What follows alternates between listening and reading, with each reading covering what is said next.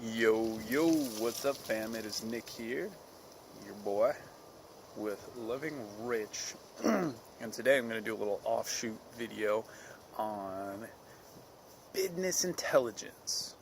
Business intelligence. This eventually is going to be a whole section, basically just on stuff I read, experience, and learn about as I build my business.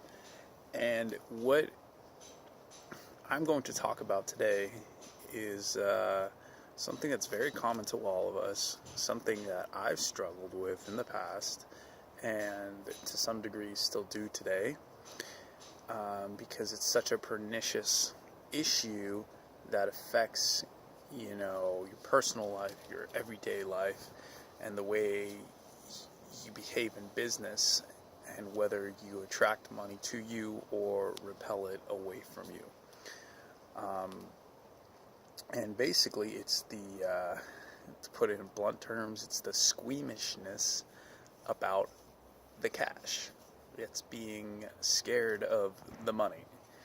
For whatever reason that is, some people are scared of getting it, that it will change them. They have these ideas that it might be bad. Their friends think it's bad. They don't want to be kicked out of their friend group. They feel like taking the money will somehow injure the person they take the money from, that it's a win-lose interaction instead of a win-win interaction. And in some cases, I don't know, if you're a scam artist, on the surface it will be a win-lose for sure. If you're Bernie Madoff, you're taking a lot of cash. But even underneath that, there's a lesson to be learned from the people who are getting money stolen from. So it's a win-win, too.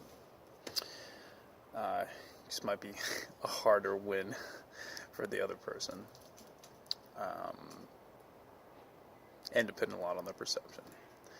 But having said that, as a business owner, you have to be okay with taking the money, and asking for the money, and not having any hesitation when asking for the money. So, if you've watched my previous videos, I think the last one I put out was my first pitch. So, I am by no means an expert at this, especially for bigger tickets, like $5,000 and up, things like that. That was recently the price yesterday of my first pitch as a personal business owner. I've been in the restaurant industry for a while, and I've conditioned myself out of being squeamish about high prices, about people paying high prices for things that, maybe I wouldn't pay for, but it's valuable for them in the moment. And I think that was excellent practice. But really, the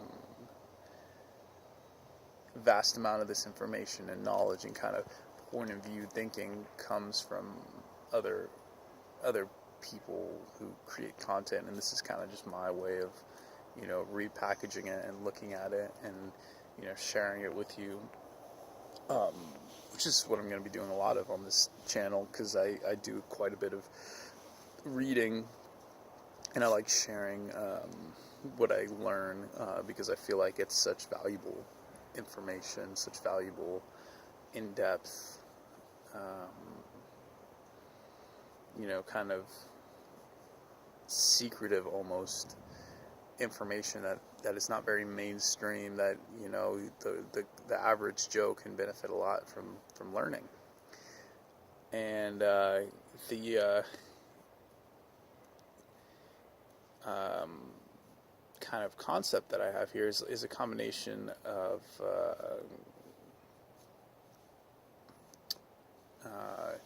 Dan Kennedy and Neil something or other from England. I forgot his last name. but it's basically like, you know, money is like a vast ocean. There's like a vast ocean of money, and it has no inherent value in itself, and it just moves around. People just trade it. That's like a direct quote from probably both their things. I think Dan read a lot of the Neil Dude's book. I should probably, you know, go do my research next time I make one of these videos. But the valuable part in this is that there is not a limited supply of money, and there is plenty of money to be had.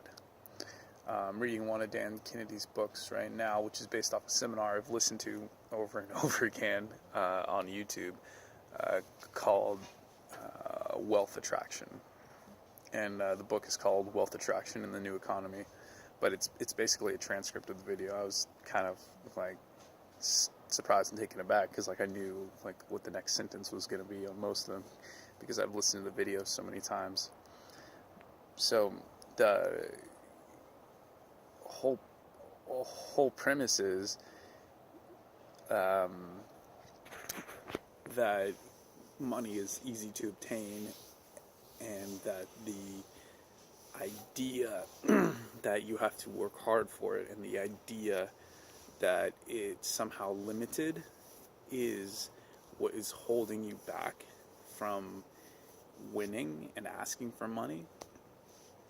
And there were two things that Dan says about really successful entrepreneurs, and he has a lot of examples, a lot of names of who these people are. But the two things were, they one, are super competitive, and they want to win the market no matter what. He gives an example of Paul Newman, who was an actor and who went into the food industry and has Newman's own brand, and it's really charitable and stuff. But he made a point, like, you know, he had a car racing career late into his, you know, into his later ages, and also that the business itself would not have become charitable if it had not have grown that big, and started making millions of dollars. It would not have been a charitable company as it is now. And that's a common trait throughout entrepreneurs, is they're super competitive and they want to win. And somehow that I've experienced this personally, the kind of tamping down of that skill to make people around you more comfortable, to, you know, make to fit in maybe, is damaging to entrepreneurs. And then the second one is that most very successful entrepreneurs have a dirty secret, and I'm basically saying this verbatim. Most successful entrepreneurs have a dirty secret. It's not what you think. It's the big B, as in bankruptcy. And why this is important is because after you get a bankruptcy and you think the world is over, you think you're never going to get credit again, you think there's no way you're going to be able to recover from this financially, and then you find out that's a load of horse shit. You know, you get back on your feet, the money you make back quicker than ever, you learned lessons, you're more smart, and now you do everything with gusto and you have no fear, and you're fearless in all your actions, and you're like, what are you gonna do? Bankruptcy? You know, bankruptcy, I'm not gonna have any money, no. And this is sort of a super